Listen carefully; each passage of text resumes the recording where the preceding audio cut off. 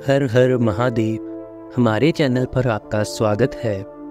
दोस्तों, अगर आपने इस कथा का पिछला भाग श्रवण नहीं किया तो आप नीचे डिस्क्रिप्शन में जाकर उस वीडियो के लिंक पर क्लिक करके उसे देख सकते हैं। दोस्तों, हमें किसी भी कथा के अध्यायों को बीच में नहीं छोड़ना चाहिए। ऐसा माना जाता है कि ऐसा करने से हमें उससे मिलने वाले फल की प्राप्ति नहीं होती। इसलिए आपसे अनुरोध है कि आप इस वीडियो को पूरा देखें। तो दोस्तों, अब हम आगे की कथा श्रवण करते हैं। श्री रुद्र संहिता द्वितीय खंड 33वां अध्याय। वीरभद्र और महाकाली का यज्ञशाला की ओर प्रस्थान। ब्रह्मा जी कहते हैं, नारद, महेश्वर के आदेश को आदर पूर्वक सुनकर वीरभद्र ने शिवजी को प्रणाम किया। तत्पश्चात उनसे आज्ञा लेकर वीरभद्र यज्ञशाला की ओर चल दिए। शिवजी ने प्रलय की अग्नि के समान और करोड़ों गणों को उनके साथ भेज दिया। वे अत्यंत तेजस्वी थे।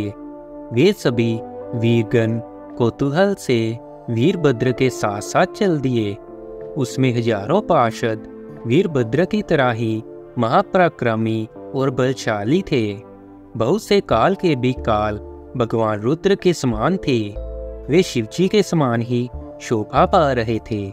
तत्पश्चात वीरभद्र शिवजी जैसा वेश धारण कर ऐसे रथ पर चढ़कर चले जो 400 हाथ लंबा था, और इस रथ को 10,000 शेर खींच रहे थे और बहुत से हाथी, शार्दूल, मगर, मत्स्य उस रथ की रक्षा के लिए आगे आगे चल रहे थे।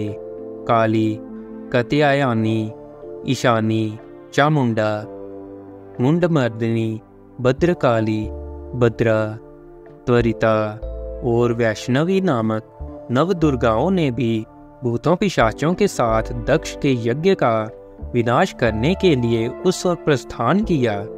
डाकनी, शाकनी, भूत पिशाच, प्रमथ, गुहक, कुष्मांड, परपट, चटक, ब्रह्म राक्षस, भैरव तथा क्षेत्रपाल आदि सभी वीरगण भगवान शिव की आज्ञा पाकर दक्ष के यज्ञ का विनाश करने के लिए यज्ञशाला की ओर चल दिए। वे भगवान शंकर के 64,000 करोड़ गणों की सेना लेकर चल दिए। उस समय भेरियों की गंभीर ध्वनि होने लगी। अनेकों प्रकार के शंख चारों दिशाओं में बजने लगे।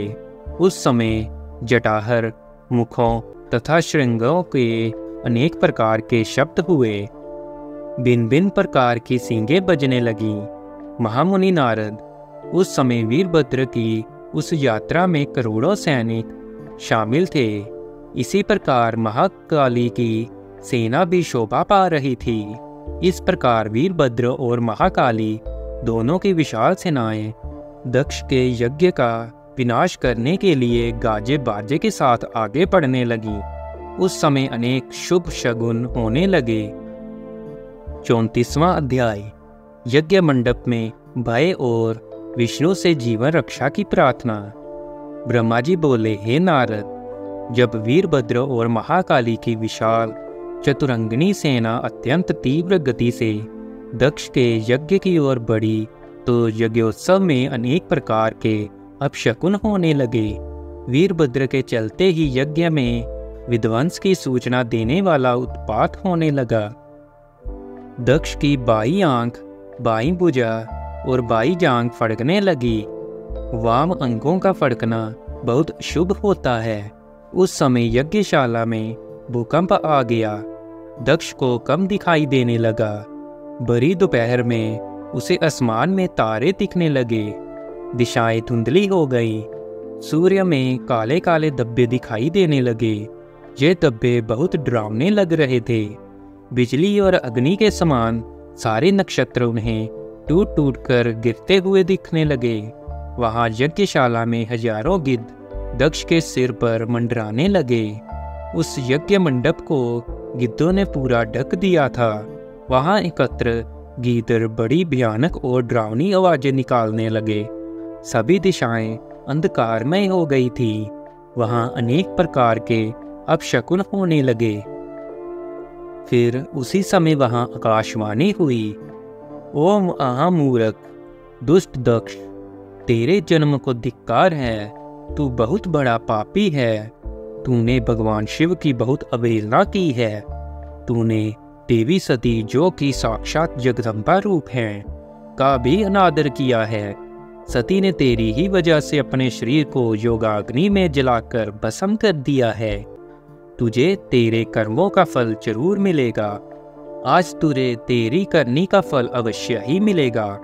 साथ ही यहाँ उपस्थित सभी देवताओं और ऋषि मुनियों को भी अवश्य ही उनकी करनी का फल मिलेगा। भगवान शिव तुम्हें तुम्हारे पापों का फल जरूर देंगे। इस प्रकार कहकर वह आकाशवाणी मौन हो गई। उस आकाशवाणी को सुनकर और वहां यज्ञशाला में प्रकट हो रहे अनेक अशुभ लक्षणों को देखकर दक्ष तथा वहां उपस्थित सभी देवतागण भय से कांपने लगे। दक्ष को अपने द्वारा किए गए व्यवहार का स्मरण होने लगा। उसे अपने किए पर बहुत पछतावा होने लगा। तब दक्ष सहित सभी देवता श्रीहरि विष्णु की शरण में गए। वे डरे हुए थे। भय से कांपते हुए वे सभी लक्ष्मीपति विष्णु जी से अपने जीवन की रक्षा की प्रार्थना करने लगे। 35वां अध्याय, वीरभद्र का आगमन। दक्ष बोले, हे विष्णु, कृपा निधान, मैं बहुत भयभीत हूँ। आपको ही मेरी और मेरे यज्ञ की रक्षा करनी है। प्रभु, आप ही इस यज्ञ के रक्षक हैं। आप साक्षात यज्ञ स्वरूप हैं। आप हम सब पर अपनी कृपा दृष्टि बनाइए। हम सब आपकी शरण में आए हैं। प्रभु, हमारी रक्षा करें ताकि यज्ञ का विनाश ना हो। ब्रह्मा जी कहते हैं, हे मुनि नारद, इस प्रकार जब दक्ष ने भगवान विष्णु के चरणों में गिरकर उनसे प्रार्थना की, उस समय दक्ष का मन भय से बहुत अधिक व्याकुल था। तब श्रीहरि ने दक्ष को उठाकर अपने मन में करुणा निधान भगवान शिव का स्मरण किया और शिव तत्व के ज्ञाता श्रीहरि दक्ष को समझाते हुए बोले, दक्ष, तुम्हें तत्व का ज्ञान नहीं है, इसलिए तुमने सबके अधिपति भगवान शंकर की अवहेलना की है। भगवान की स्तुति के बिना कोई भी कार्य सफल नहीं हो सकता। उस कार्य में अनेक परेशानियां आती हैं। जहाँ पूजनीय व्यक्तियों की पूजा नहीं होती, वहाँ गरीबी, मृत्यु तथा भय का निवास होता है। इसलिए तुम्हें भगवान शिव का सम्मान करना चाहिए। परंतु तुमने महादेव का सम्मान और आदर सत्कार नहीं किया, अपितु तुमने उनका घोर अपमान किया है। इसी के कारण तुम्हारे ऊपर घोर संकट के बादल मंडरा रहे हैं। मैं तुम पर शाये इस संकट से तुम्हें उबारने में पूर्णतया असमर्थ हूँ। ब्रह्मा जी कहते हैं, नारद, भगवान विष्णु का वचन सुनकर दक्ष सोच में डूब गया। उसके चेहरे का रंग उड़ गया और वे घोर चिंता में पड़ गए। तभी भगवान शिव द्वारा भेजे गए गणों सहित वीरभद्र और महाकाली का उनकी सेनाओं सहित उस यज्ञशाला में प्रवेश हुआ। वे सभी महान पराक्रमी थे। उनकी गणना करना असंभव था। उनके सिंहनाद से सारी दिशाएं गूंज रही थीं। पूरे आसमान में धूल और अंधकार के बादल छाए हुए थे। पूरी पृथ्वी पर्वतों, वनों और काननों सहित कांप रही थी। समुद्रों में ज्वार भाटा उठ रहा था। उस विशालकाय सेना को देखकर समस्त देवता आश्चर्यचकित थे। उन्हें देखकर दक्ष अपनी पत्नी के साथ भगवान विष्णु के चरणों में गिर पड़े और बोले, हे प्रजापालक विष्णु, आपके बल से ही मैंने इस विशाल यज्ञ का आयोजन किया था। प्रभु, आप कर्मों के साक्षी तथा यज्ञों के प्रतिपालक हैं। आप ही धर्म के रक्षक हैं। अतः प्रभु श्री हरि, आप ही यज्ञ को विनाश से बचा सकते हैं। इस प्रकार दक्ष की विनती पूर्ण बातों को सुनकर श्रीहरि उन्हें समझाते हुए बोले, दक्ष, निश्चय ही मुझे इस यज्ञ की रक्षा करनी चाहिए। परंतु देवताओं के क्षेत्र नैमिषारण्य की उस घटना का स्मरण करो। इस यज्ञ के आयोजन में क्या तुम उस घटना को भूल गए हो? यहाँ इस यज्ञशाला की ओर तुम्हारी रक्षा करने में कोई भी देवता समर्थ नहीं है। इस समय जब महादेव जी के गण और उनके सेनापति वीरभद्र तुम्हें भगवान शिव का अपमान करने का दंड देने आए हैं, उस समय कोई मूर्ख ही तुम्हारी सहायता को आगे आ सकता है। दक्ष केवल कर्म ही समर्थ नहीं होता, अपितु कर्म को करने में जिसके सहयोग की आवश्यकता होती है उसका भी उतना ही महत्व है। भगवान शिव ही कर्मों के कल्याण की शक्ति देते हैं। जो शांत मन से भक्ति पूर्वक उनकी पूजा अर्चना करता है, महादेव जी उसे तत्काल ही उस कर्म का फल देते हैं। जो मनुष्य ईश्वर के अस्तित्व को नहीं मानते वे नरक के भागी होते हैं। दक्ष, ये वीरभद्र शंकर के गणों का ऐसा सेनापति है जो शिवजी के शत्रु का तुरंत नाश कर देता है। निस्संदेह ये तुम्हारा तथा यहाँ पर उपस्थित सभी लोगों का नाश कर देगा। शिवजी की आज्ञा का उल्लंघन करके मैं तुम्हारे यज्ञ में आया हूँ, जिसका दुष्परिणाम मुझे भी भोगना पड़ेगा। अब इस विनाश को रोकने की शक्ति मेरे पास नहीं है। यदि हम यहाँ से भागकर स्वर्ग, पताल और पृथ्वी कहीं भी छिप जाएं, तो भी वीरभद्र के शस्त्र हमें ढूंढ लेंगे। शिवजी के सभी गण बहुत शक्तिशाली हैं। विष्णु जी ये कह ही रहे थे कि वीरभद्र अपनी अजय सेना के साथ यज्ञ मंडप में आ पहुंचा। 36वां अध्याय, श्री हरि और वीरभद्र का युद्ध। ब्रह्मा जी कहते हैं, नारद, जब शिवजी की आज्ञा पाकर वीरभद्र की विशाल सेना ने यज्ञशाला में प्रवेश किया तो वहां उपस्थित सभी देवता अपने प्राणों की रक्षा के लिए शिवगणों से युद्ध करने लगे, परंतु शिवगणों की वीरता और पराक्रम के आगे उनकी एक न चली। सारे देवता पराजित होकर वहां से भागने लगे। तब इंद्र आदि लोकपाल युद्ध के लिए आगे आए। उन्होंने गुरुदेव बृहस्पति जी को नमस्कार कर उनसे विजय के विषय में पूछा।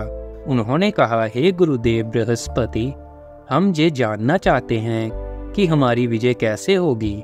उनकी ये बात सुनकर बृहस्पति जी बोले, हे इंद्र, समस्त कर्मों का फल देने वाले तो ईश्वर हैं। सभी को अपनी करनी का फल अवश्य भुगतना पड़ता है। जो ईश्वर के अस्तित्व को जानकर और समझकर उनकी शरण में आकर अच्छे कर्म करता है, उसी को उसके सत्कर्मों का फल मिलता है। परंतु जो ईश्वर की आज्ञा के विरुद्ध कार्य करता है वह ईश्वर द्रोही कहलाता है और उसे किसी भी अच्छे फल की प्राप्ति नहीं होती। उन परम पुण्य भगवान शिव के स्वरूप को जानना अत्यंत कठिन है। वे सिर्फ अपने भक्तों के ही अधीन हैं, इसलिए उन्हें भक्त वत्सल भी कहा जाता है।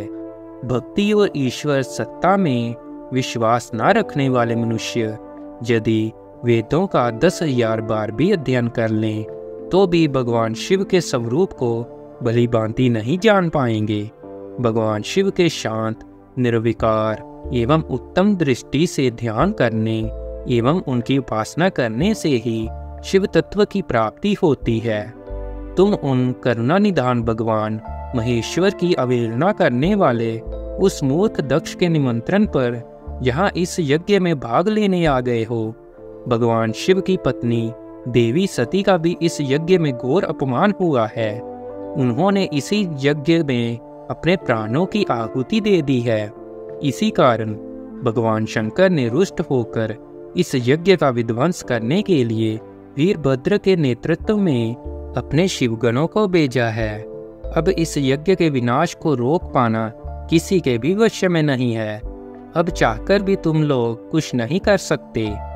बृहस्पति जी के ये वचन सुनकर इंद्र सहित अन्य देवता चिंता में पड़ गए। सभी वीरभद्र और अन्य शिवगण उनके निकट पहुंच गए। वहां वीरभद्र ने उन सभी को बहुत डांटा और फटकारा। गुस्से से वीरभद्र ने इंद्र सहित सभी देवताओं पर अपने तीखे बाणों से प्रहार करना शुरू कर दिया। बाणों से घायल हुए सभी देवताओं में हाहाकार मच गया और वे अपने प्राणों की रक्षा के लिए यज्ञ मंडप से भाग खड़े हुए। यह देखकर वहां उपस्थित सभी ऋषि मुनि भयभीत होकर श्रीहरि के सम्मुख प्राण रक्षा के लिए प्रार्थना करने लगे। तब मैं और विष्णु जी वीरभद्र से युद्ध करने के लिए उनके पास गए। हमें देखकर वीरभद्र, जो पहले से ही क्रोधित थे, हम सबको डांटने लगे। उनके कठोर वचनों को सुनकर विष्णु जी मुस्कुराते हुए बोले, हे शिव भक्त वीरभद्र, मैं भी भगवान शिव का ही भक्त हूँ। उनमें मेरी अपार श्रद्धा है। मैं उन्हीं का सेवक हूँ।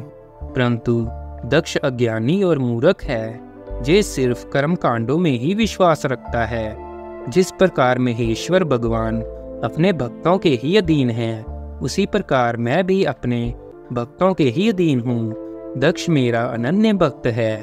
उसकी बारंबार प्रार्थना पर मुझे इस यज्ञ में उपस्थित होना पड़ा। हे वीरभद्र, तुम रुद्रदेव के रौद्र रूप अर्थात क्रोध से उत्पन्न हुए हो। तुम्हें भगवान शंकर ने इस यज्ञ का विनाश करने के लिए यहाँ भेजा है। उनकी आज्ञा तुम्हारे लिए शिरोधार्य है। मैं इस यज्ञ का रक्षक हूँ, अतः इसे बचाना मेरा पहला कर्तव्य है। इसलिए तुम भी अपना कर्तव्य निभाओ और मैं भी अपना कर्तव्य निभाता हूँ। हम दोनों को ही अपने उत्तरदायित्व की रक्षा के लिए आपस में युद्ध करना पड़ेगा। भगवान विष्णु के ये वचन सुनकर वीरभद्र हंसकर बोला कि आप मेरे परमेश्वर भगवान शिव के भक्त हैं। ये जानकर मुझे बहुत प्रसन्नता हुई। भगवान, मैं आपको नमस्कार करता हूँ। आप मेरे लिए भगवान शिव के समान ही पूजनीय हैं। मैं आपका आदर करता हूँ, परंतु शिव आज्ञा के अनुसार मुझे इस यज्ञ का विनाश करना है। ये मेरा कर्तव्य है। यज्ञ का रक्षक होने के नाते इसे बचाना आपका उत्तरदायित्व है। अतः हम दोनों को ही अपना अपना कार्य करना है। तब श्री हरि और वीरभद्र दोनों ही युद्ध के लिए तैयार हो गए। तत्पश्चात दोनों में घोर युद्ध हुआ। अंत में वीरभद्र ने भगवान विष्णु के सुदर्शन चक्र को जड़ कर दिया। उनके धनुष के 3 टुकड़े कर दिए। वीरभद्र विष्णु जी पर भारी पड़ रहे थे। तब उन्होंने वहां से अंतर्ध्यान होने का विचार किया।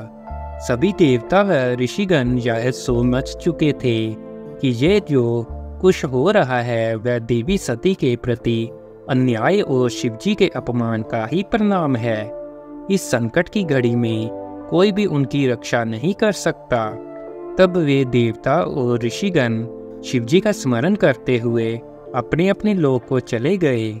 मैं भी दुखी मन से अपने सत्य लोक को चला गया। उस यज्ञ स्थल पर बहुत उपद्रव हुआ। वीरभद्र और महाकाली ने अनेकों मुनियों एवं देवताओं को प्रताड़ित करके उनका वध कर दिया। भृगु, पूषा और बग नामक देवताओं को उनकी करनी का फल देते हुए उन्हें पृथ्वी पर फेंक दिया। 37वां अध्याय, दक्ष का सिर काटकर यज्ञ कुंड में डालना। हे नारद, यज्ञशाला में उपस्थित सभी देवताओं को डराकर और मारकर वीरभद्र ने वहां से भगा दिया और जो बाकी बचे हुए उनको भी मार डाला। तब उन्होंने यज्ञ के आयोजक दक्ष को, जो कि भय के मारे अंतर्वेदी में छिपा था, बलपूर्वक पकड़ लिया। वीरभद्र ने दक्ष के शरीर पर अनेकों वार किए। वे दक्ष का सिर तलवार से काटने लगे, परंतु दक्ष के योग के प्रभाव से वह सिर काटने में असफल रहे। वीरभद्र ने दक्ष की छाती पर पैर रखकर दोनों हाथों से उसकी गर्दन मरोड़ कर तोड़ दी। तत्पश्चात दक्ष के सिर को वीरभद्र ने अग्निकुंड में डाल दिया। उस महान यज्ञ का संपूर्ण विनाश करने के उपरांत वीरभद्र और सभी गण जीत की खुशी के साथ कैलाश पर्वत पर चले गए और शिवजी को अपनी विजय की सूचना दी। इस समाचार को पाकर महादेव जी बहुत प्रसन्न हुए। तो दोस्तों, यहाँ आज की कथा समाप्त हुई। इसके आगे की कथा सुनने के लिए आप हमारे साथ बने रहिए। अगर आपको ये वीडियो अच्छी लगी है तो आप कमेंट करके ज़रूर बताएं। इस वीडियो को लाइक और शेयर ज़रूर करें। और अगर आपने अभी तक हमारे चैनल को सब्सक्राइब नहीं किया तो हमारे चैनल को सब्सक्राइब करें और बेल आइकन ज़रूर दबाएं, जिससे हमारी वीडियो आप तक पहुंचती रहें।